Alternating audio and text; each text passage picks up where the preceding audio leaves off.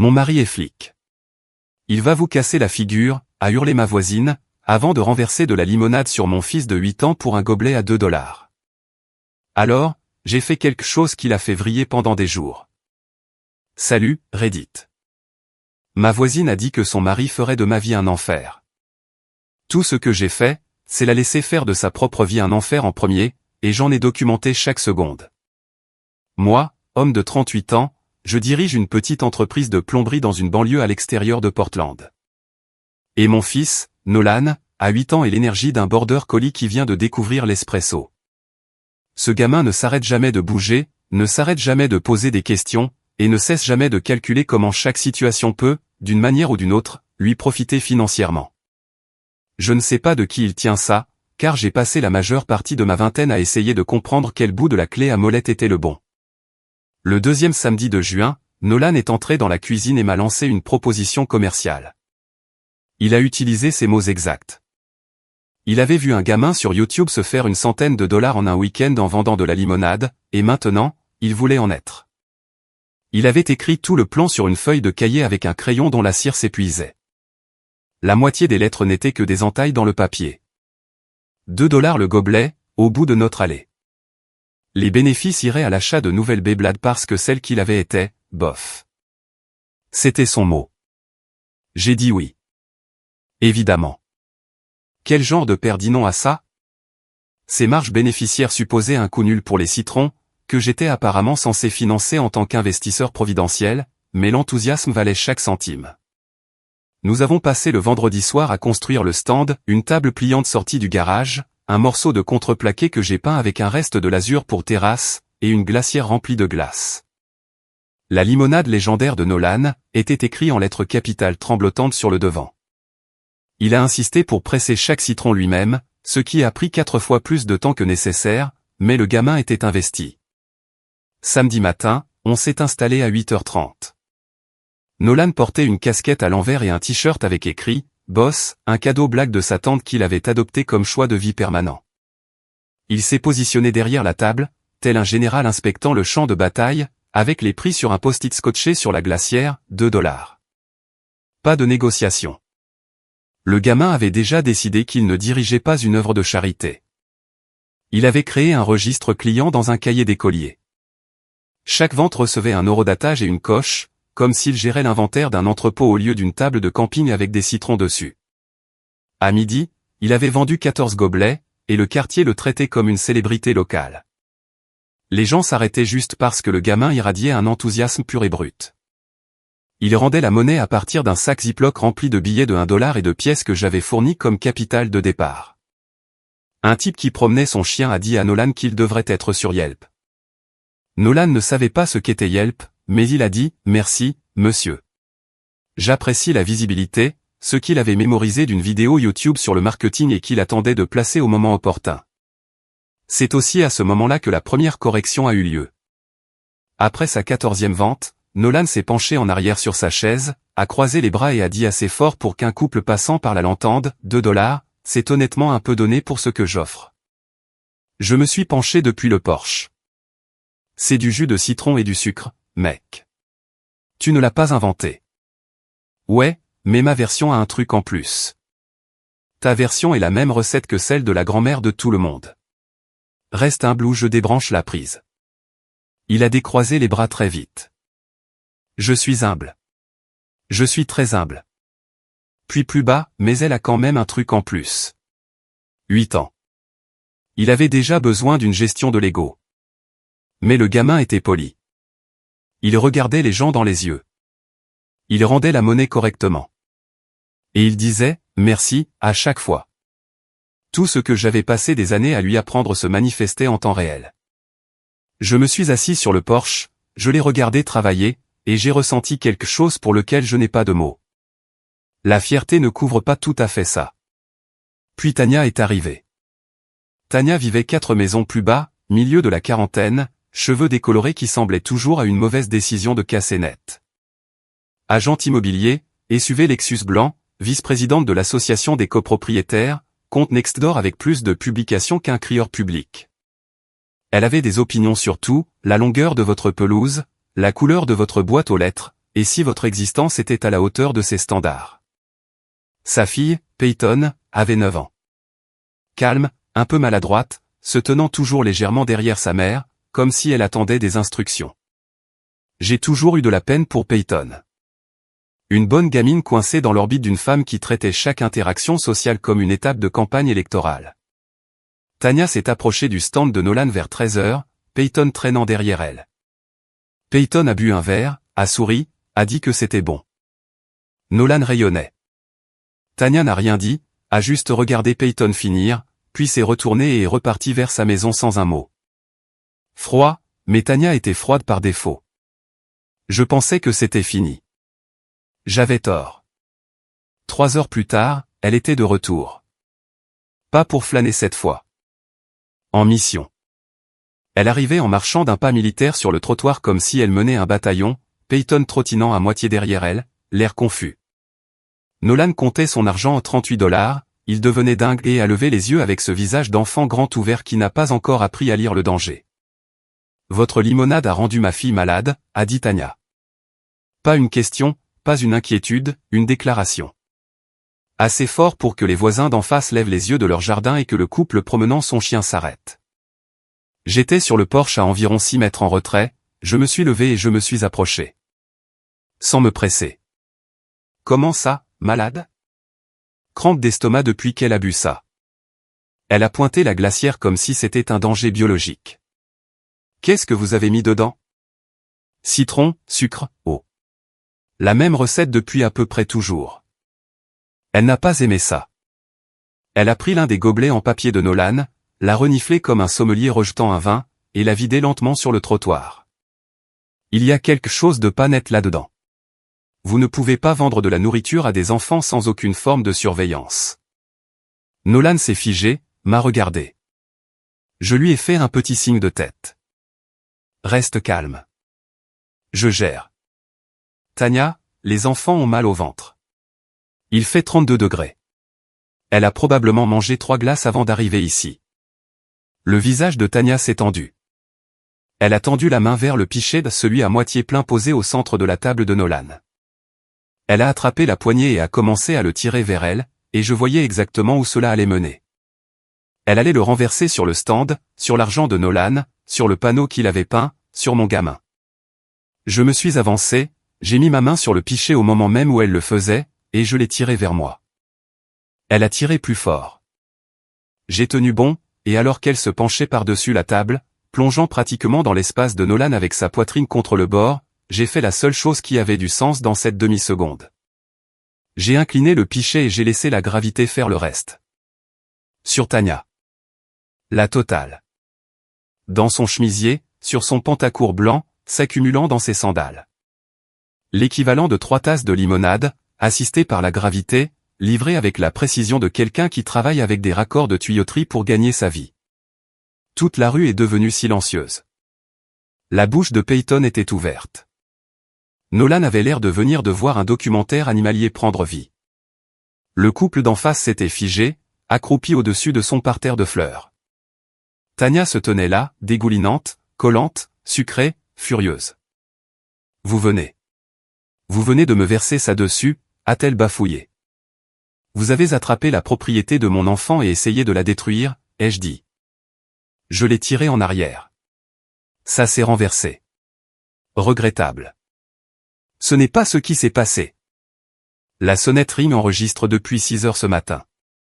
J'ai pointé la caméra au-dessus de la porte d'entrée. On peut laisser la vidéo trancher. Ça a fait mouche. Son visage a traversé environ 5 émotions en 2 secondes. La rage, la confusion, quelque chose proche de la peur, mais elle l'a enfoui rapidement. Mon mari est officier de police, a-t-elle dit, la voix tremblante. Vous n'avez aucune idée de ce que vous venez de déclencher. Dites-lui bonjour de ma part. Elle a attrapé le bras de Peyton et est partie en trombe, la limonade dégoulinant de ses coudes tout le long du chemin. Peyton s'est retournée une fois avec un visage qui disait qu'elle savait déjà que sa mère venait de perdre quelque chose qu'elle ne pourrait pas récupérer. J'ai regardé Nolan. Il fixait le pichet vide avec une expression lugubre qui n'avait rien à voir avec la confrontation et tout à voir avec l'inventaire. Papa, c'était genre $4 de limonade. Je sais, bonhomme. On peut passer ça en frais professionnels? 8 ans. Le gamin traite les traumatismes par le biais des comptes de profit et pertes. J'ai téléchargé les images de la ring ce soir-là et je les ai regardées 2 fois. La tentative de saisir le pichet, le penchant par-dessus la table vers Nolan, le renversement. Sur la caméra, ça ressemblait exactement à ce que c'était, une femme adulte essayant de détruire le stand d'un enfant, et un père récupérant sa propriété. La limonade qui lui tombe dessus était une conséquence de la physique. Rien de plus. J'ai sauvegardé les images sur 3 supports, ordinateur portable, cloud, et une clé USB que j'ai remise à mon pote Reggie le lendemain matin. C'est à propos de la dame au citron, a-t-il demandé. Apparemment, une publication Facebook d'un voisin avait déjà fait le tour. J'ai ouvert un dossier. Bloc-notes jaune. Date, heure, citations exactes, ce que tout le monde portait, angle de la caméra ring, tout. 12 ans à gérer une entreprise vous apprennent une chose par-dessus tout, la documentation n'est pas de la paranoïa, c'est de la préparation. 2 samedis plus tard, Nolan voulait tenir le stand à nouveau. Même installation, même recette, même endroit. Je l'ai laissé faire. Sauf que maintenant, 4 maisons plus bas, Peyton avait aussi un stand de limonade. Je n'invente rien. Tania avait construit pour Peyton une opération digne de Pinterest, nappe assortie, bannière Canva, distributeur en bocaux maçonnes, panneau ardoise listant les saveurs, fraises, lavande, classique, au prix de 1,50$ le gobelet. Elle avait cassé les prix de 50 centimes par rapport à un enfant de 8 ans. Une agent immobilier de 45 ans, avec une Lexus blanche et un abonnement de design graphique, s'engageait dans une guerre des prix avec un élève de CE2, qui vendait de la limonade sortie d'une glacière Costco. C'était la réalité dans laquelle nous vivions. Mais elle ne s'est pas arrêtée à la concurrence. Elle a transformé l'histoire de l'enfant malade en arme. Au cours de cette première semaine, Tania a lancé une campagne de diffamation solo, l'a raconté aux parents à la sortie de l'école, a posté sur le groupe Facebook du quartier sans nommer de nom mais avec assez de détails pour que tout le monde sache. Elle a même dit au brigadier scolaire que la limonade de Nolan avait rendu Peyton violemment malade. Et ça a marché. Ce deuxième samedi, Nolan a vendu 9 gobelets. Le samedi suivant a été pire. 6 familles sont passées devant sans s'arrêter. Des mamans qui avaient acheté des verres il y a 3 semaines ont traversé de l'autre côté de la rue.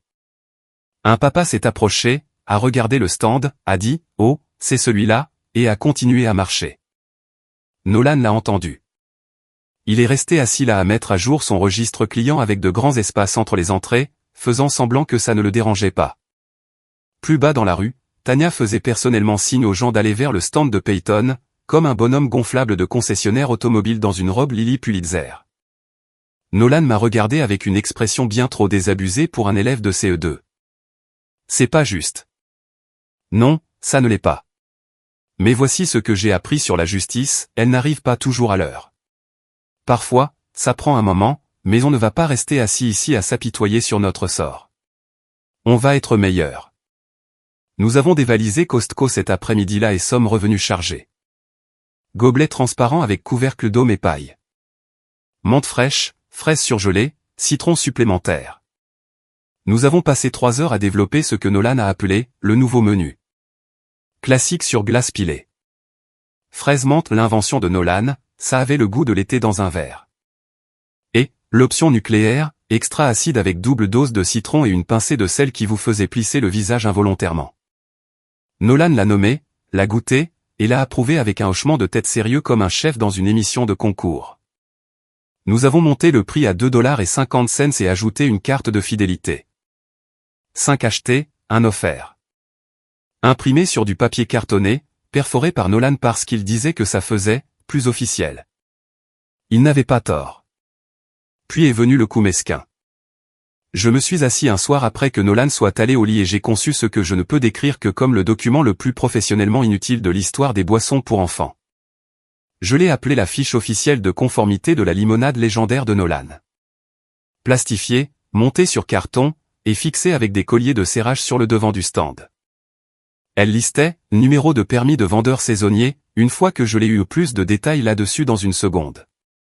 Divulgation complète des ingrédients, citron, sucre, eau, glace. C'est tout. station de désinfection des mains, présente et opérationnelle. Résultat de la dernière inspection du département de la santé, aucune violation trouvée. Note de satisfaction client, 5,0 étoiles, basée sur 29 transactions vérifiées. Et tout en bas, en petites italiques professionnelles, ce stand n'est pas approuvé par la FDA. La salade de pommes de terre de votre tante non plus, mais personne ne dépose de plainte à ce sujet. J'ai aussi obtenu un véritable permis de vendeur saisonnier auprès de la ville. 45 $, demande basique, approuvé en 3 jours ouvrables. Complètement inutile pour un stand de limonade d'enfants, comme mettre une bande de course sur un tricycle.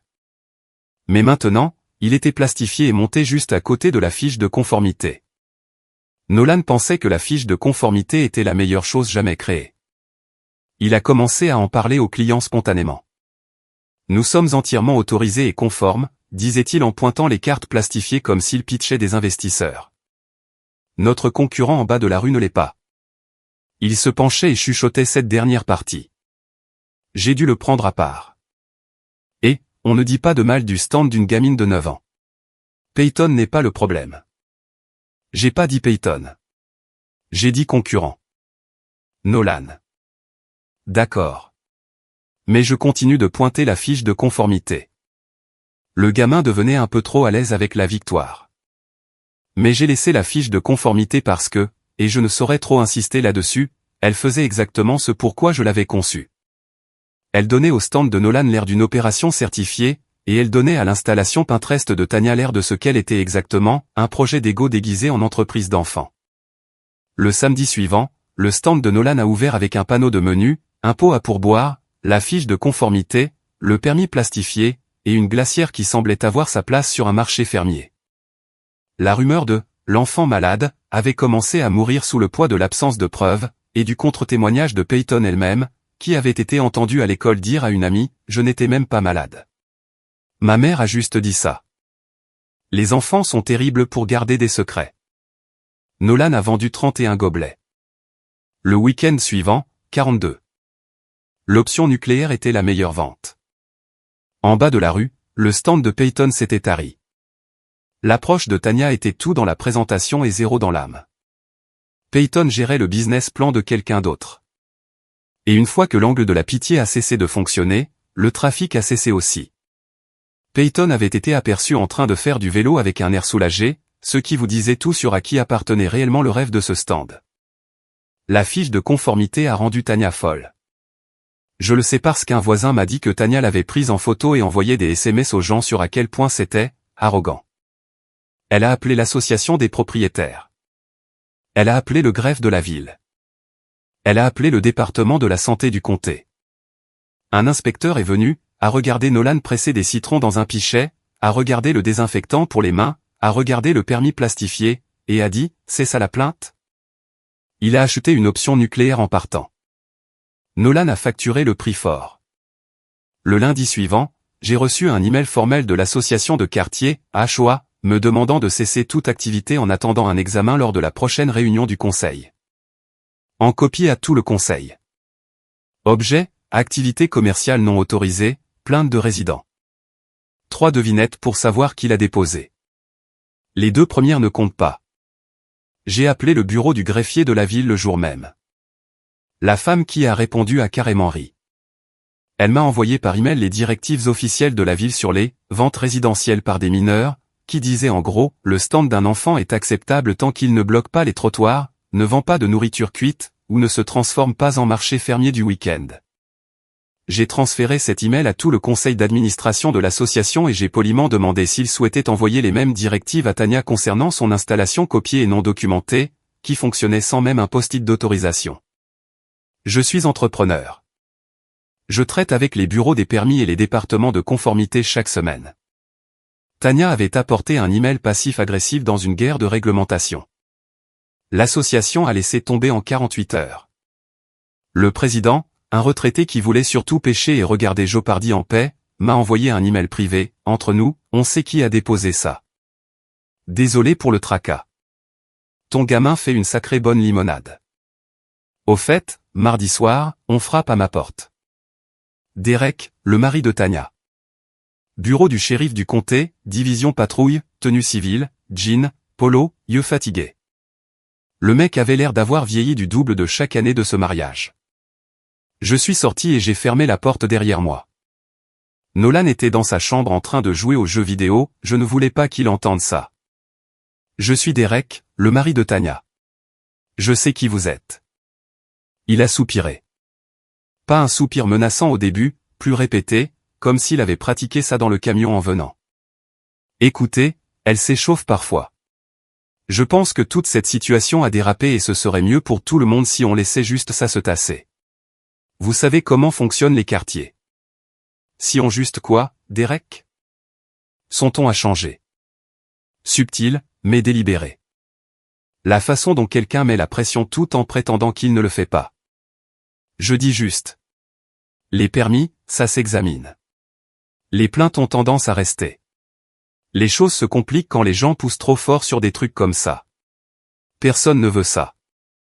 De quelque part derrière lui, leur maison 4 portes plus bas, je pouvais entendre la voix de Tanya portée par l'air du soir. Étouffée mais inconfondable.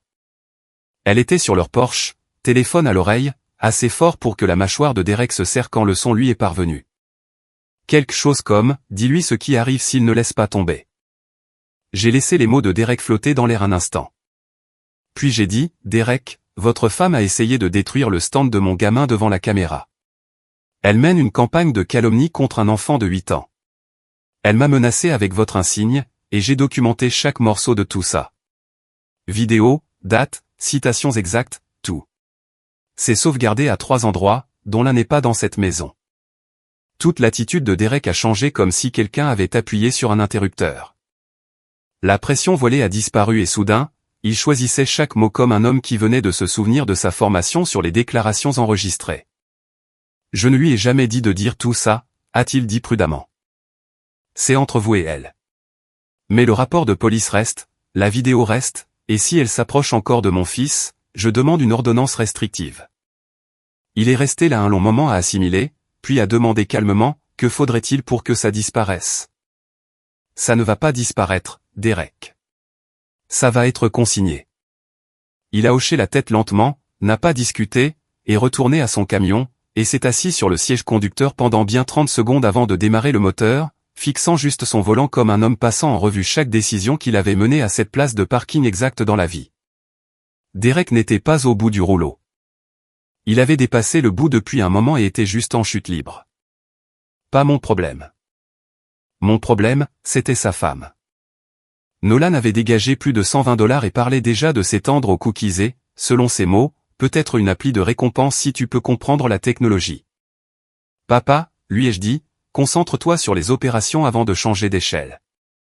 Il a dit, c'est ce que je fais. C'est la phase 2. Je ne sais pas où il apprend ces phrases. Tanya continuait de frapper. Fil de discussion sur Nextdoor, vendeur de nourriture insalubre dans notre quartier. Devrions-nous nous inquiéter? Le pompier retraité en bas de la rue a répondu, Madame, c'est un gamin qui vend de la limonade. Détendez-vous. 47 likes. Le post de Tanya en a eu 2. L'un était son propre compte. Plainte pour tapage, faux signalement de véhicule, un avis 1 étoile avec un faux compte sur la page Google de mon entreprise disant que j'avais inondé une cuisine et refusé de payer les dégâts, ce qui était intéressant parce que je n'avais jamais travaillé à l'adresse indiquée. Tout cela est revenu infondé ou a été supprimé. Puis elle est passée à mes moyens de subsistance, et c'est là que j'ai cessé d'être patient. Elle a appelé 3 de mes clients, a obtenu leurs infos grâce au lettrage sur mon camion, et leur a dit qu'elle était une voisine inquiète, signalant des violations de sécurité dans mon entreprise. Un client a paniqué et a mis en pause une rénovation de salle de bain de $6,000. J'ai passé une demi-journée à traverser la ville, assis dans leur cuisine, à leur montrer ma licence, mon assurance, ma garantie et mon dossier d'inspection. J'ai dit calmement, si vous voulez le nom de cette personne, je le donnerai à votre avocat. Ils ont débloqué le chantier en fin de journée. Mais c'était $360 de main-d'œuvre que j'ai perdu parce que Tanya a décidé d'utiliser les ragots comme une arme contre mes revenus. Cela a franchi une ligne que je ne laisse personne franchir. Elle ne s'en prenait plus à un stand de limonade. Elle s'en prenait à mon prêt immobilier. Puis elle a franchi l'autre ligne. C'était un samedi fin juillet. Portland a atteint 34 degrés. Le stand de Nolan était bondé. Il avait vendu 22 gobelets en début d'après-midi et commençait à être un peu trop à l'aise avec le succès. Il avait commencé à dire aux gens que l'option nucléaire n'était pas pour les débutants et que son opération était fondamentalement le seul stand autorisé de la rue. Techniquement vrai, mais livré avec l'énergie d'un gamin qui avait besoin d'être remis à sa place. Une maman du pâté de maison suivant a demandé une recommandation. Et Nolan a vraiment dit, ça dépend de votre palais. J'ai failli me lever sur le champ. Puis il a dit à un papa qui demandait s'il pouvait avoir un verre pour $1,75 que, nous ne faisons pas de remise. C'est un produit premium. Je l'ai appelé. Nolan, tu vends de la limonade sortie d'une glacière Costco, tu ne diriges pas un restaurant étoilé Michelin. Sois reconnaissant que les gens viennent. Sois gentil avec eux. Je suis gentil. Tu viens de dire à un homme adulte que ta limonade est premium. C'est le cas pourtant, papa. Nolan. Il a regardé ses chaussures. D'accord, je serai plus humble. Il est retourné au stand et a offert au client suivant un échantillon gratuit avec un sourire. Un bon gamin sous l'énergie de PDG. Il avait juste besoin de garde-fous parfois. J'étais sur le porche, sur le point de le corriger, quand Tania est arrivée sur le trottoir. Seule cette fois. Pas de Peyton, pas de faux semblants. Elle a marché droit vers la table de Nolan et, sans un mot, a pris son pot à pourboire à environ $11 dedans et a vidé les pièces par terre. Nolan s'est précipité de sa chaise pour les ramasser. Puis elle a attrapé un citron dans son sac de réserve et l'a jeté sur mon gamin. Il a frappé Nolan à la poitrine. Pas assez fort pour le blesser. Assez fort pour laisser une marque humide sur son t-shirt et le choquer au point de le réduire au silence. Il est resté là, dégoulinant, un citron roulant à ses pieds, et pendant 2 secondes entières, tout le pâté de maison est devenu silencieux. J'étais déjà en mouvement, je me suis interposé en 3 pas, et j'ai regardé Tania avec le genre de calme que les gens prennent pour de la maîtrise, mais qui est en fait la dernière respiration avant que quelque chose d'irréversible ne se produise.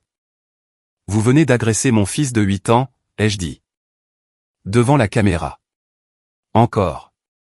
C'était un citron, a-t-elle dit. C'était un citron que vous avez jeté sur un mineur, et j'ai chaque seconde de la scène. Le visage de Tania a vacillé. Elle s'est tournée et est partie sans un mot d'adieu. Même elle savait qu'elle était allée quelque part dont elle ne pouvait pas revenir. Je me suis agenouillé près de Nolan.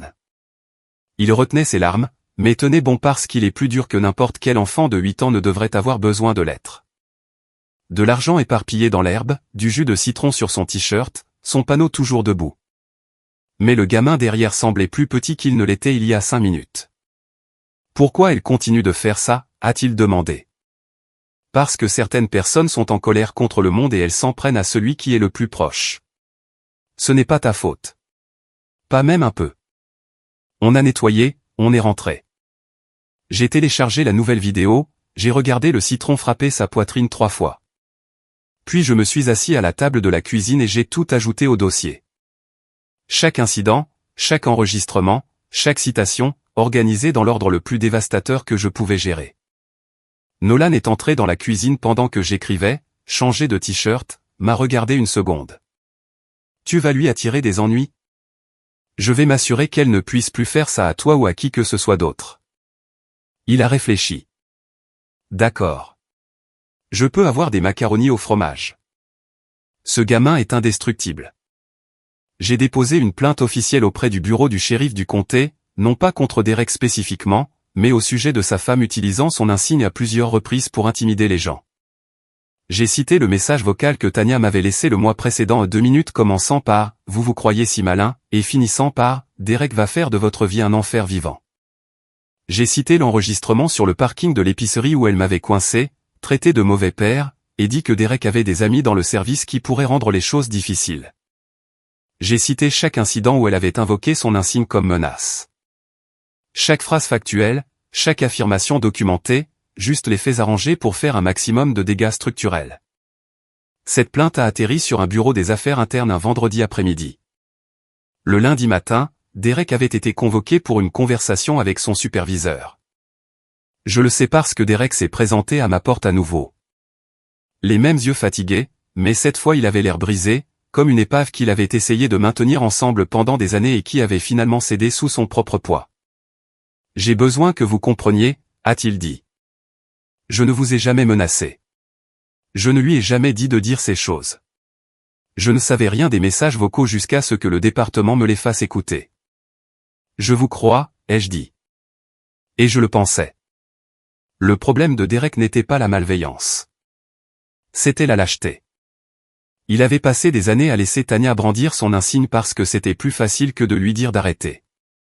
Il n'a jamais explicitement menacé personne.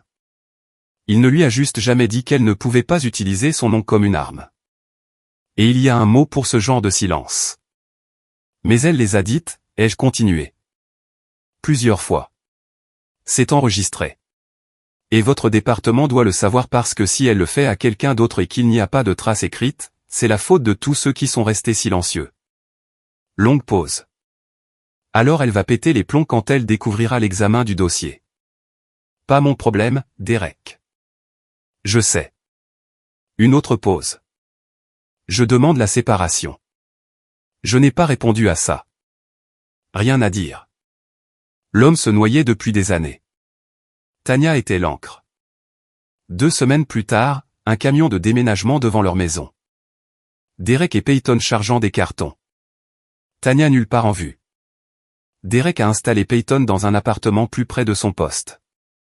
A demandé le divorce la même semaine. Tanya était seule dans cette maison et partait en vrille. Un coup de gueule de 14 paragraphes sur Nextdoor à propos de la masculinité toxique dans notre communauté, si évidemment à propos de moi que 6 personnes l'ont signalé. Supprimé. Reposté. Supprimé.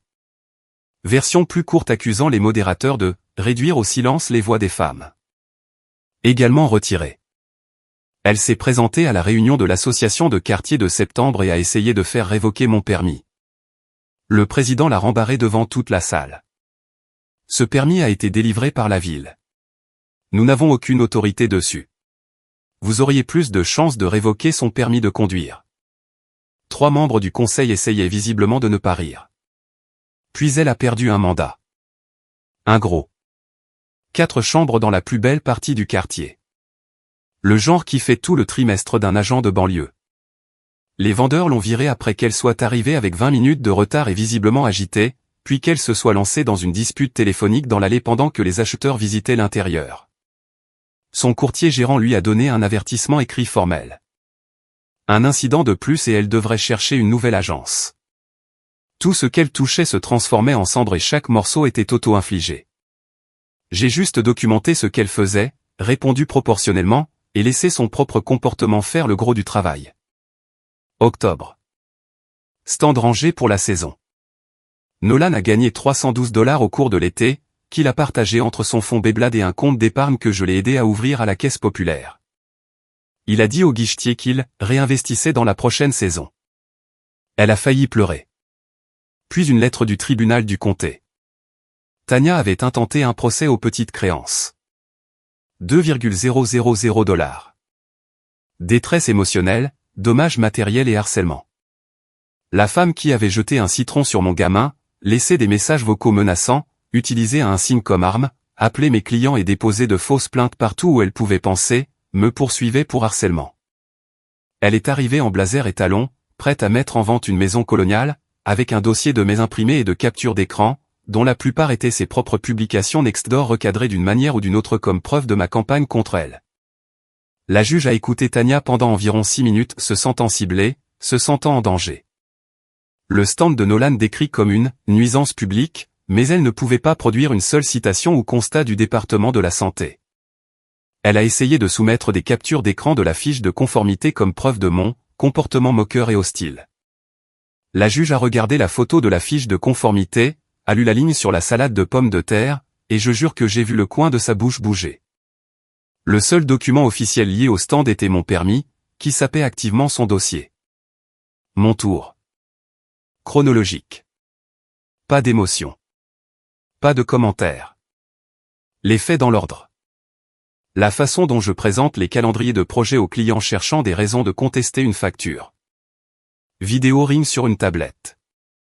La juge a regardé le citron frapper la poitrine de mon fils. La regarder 2 fois. A écouter le message vocal. A écouter l'enregistrement du parking de l'épicerie.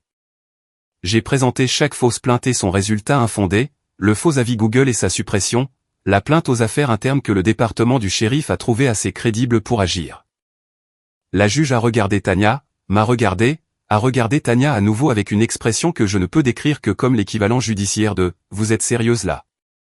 Madame, non seulement votre demande manque de fondement, mais les preuves ici montrent un schéma clair de harcèlement de votre part, pas de la sienne. Rejeté avec préjudice. Je recommande fortement de consulter un avocat avant de déposer quoi que ce soit d'autre dans ce tribunal, car le prochain juge pourrait ne pas être aussi patient que moi. La bouche de Tania s'est ouverte. Rien n'est sorti. Comme si quelqu'un avait débranché son système d'exploitation au milieu d'une phrase. 2 semaines plus tard, festival d'automne du quartier. Château gonflable, food truck, champ de citrouilles, tente de l'association où le président était assis avec des bonbons au maïs et l'expression faciale d'un homme faisant son devoir de juré dans son propre quartier. Nolan et moi étions là. Derek et Peyton étaient là. La moitié du pâté de maison était là. Et Tania est arrivée. Elle avait l'air démolie. Pas démolie Jean, matin difficile. Démolie Jean, n'a pas dormi depuis le tribunal. Cheveux à moitié faits. Les yeux brillants d'une manière qui signifie instable. Pas de blazer, pas d'armure d'agent immobilier, juste Tania, brute et furieuse, marchant comme si elle répétait un discours depuis des jours et avait finalement décidé que tout le monde avait besoin de l'entendre. Elle m'a repéré près d'un vendeur de chocolat chaud et est venue droit sur moi comme attirée par un aimant. Derek l'a vu venir. Le président de l'association l'a vu venir. Tout le monde l'a vu comme on voit le mauvais temps arriver sur une autoroute plate. Vous avez ruiné ma vie, a-t-elle dit. Sans crier. Presque pire. Cette voix basse et tremblante que les gens utilisent quand ils se sont entraînés dans le miroir pendant 3 jours d'affilée. Vous avez pris mon mari, ma carrière. Vous avez monté tout ce quartier contre moi. Et pourquoi? Un stand de limonade? Un stupide petit stand de limonade? J'ai posé mon gobelet. Tania, je n'ai rien pris. Vous avez jeté un citron sur un enfant de 8 ans et essayé de sous-traiter les conséquences. J'ai juste gardé les reçus. Elle m'a poussé. Les 2 mains en plein milieu du thorax. Le pompier retraité, à 3 mètres de là tenant un gâteau en tonnoir, a dit « Ouah » à voix haute. Derek s'est avancé. Le président de l'association s'est levé de sa table de bonbons. Derek n'a pas bougé vers moi. Il a bougé vers Peyton, l'a tiré derrière lui comme s'il l'avait fait 100 fois auparavant. Tania, arrête. Elle l'a ignoré, ce qui vous disait tout sur leur mariage en 2 secondes. Tania a attrapé le bord de la table pliante du vendeur et a tiré. Les gobelets d'échantillons ont touché le sol. Le chocolat éclaboussant, les enfants sautant en arrière. Le vendeur s'est écarté et a dit « Que quelqu'un appelle la police ». Un officier de la police locale en repos s'approchait déjà. Voix calme. « Madame, vous devez partir maintenant. Vous êtes tous dans le coup. Tout ça fait partie de sa petite campagne. Dernier avertissement. Marchez jusqu'au parking où vous aurez une amende. » Tania a choisi l'option la plus stupide disponible. Elle s'est avancée comme si elle voulait continuer le spectacle, et l'officier l'a prise par le coude et l'a guidée vers la sortie. Elle a déblatéré tout le long du chemin, assez fort pour que le festival entende parler de complot et de victimisation dans un film qu'elle seule regardait. Citation pour trouble à l'ordre public, avertissement de violation de propriété devant le président de l'association, le pompier retraité, la maman qu'elle avait essayé de recruter, et sa propre fille. Derek ne l'a pas poursuivi. Il est juste resté debout à tenir la main de Peyton pendant qu'elle regardait sa mère se faire sortir comme un problème que tout le monde avait été trop poli pour aborder jusqu'à présent. La semaine suivante, j'ai déposé l'ordonnance restrictive que je gardais en réserve depuis le tout premier incident. Vidéos originales, messages vocaux, enregistrement du parking, rejet des petites créances, la bousculade au festival avec une 12aine de témoins. Le tribunal a accordé une ordonnance temporaire rapidement. Tania aurait pu la contester. Elle ne l'a pas fait. Soit elle savait qu'elle perdrait, soit elle ne pouvait pas rester assise assez longtemps pour survivre à une audience à 150 mètres de moi, de mon fils et de ma propriété. Son courtier gérant l'a licenciée ce lundi-là. Entre le mandat perdu, l'avertissement écrit, et un effondrement public avec une citation à la clé, il ne restait rien à sauver.